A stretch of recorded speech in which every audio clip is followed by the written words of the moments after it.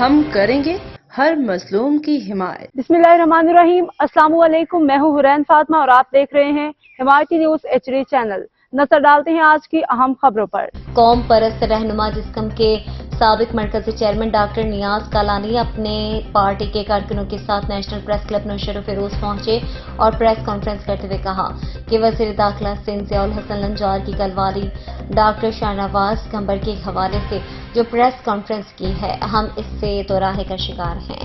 انہوں نے کہا کہ چند لوگوں کے لیے FIR کا آرڈر اور دوسروں کے لیے انکوائری، لیکن جب انکوائری ہوئی ہے تو DIG کو شامل تفتیش کیا جائے اور جو مولوی حضرات MPA ہار ڈال رہے ہیں ان کو بھی شامل تفتیش کیا جائے، اور دوسری صورت میں جوڈیشل جج حاضر سروس ہائی کورٹ ججوں پر مشتمل تحقیقاتی کمیٹی بنائی جائے جو اس کو ہر پہلو سے غور کرے، 10 دن کا ریمانڈ دے۔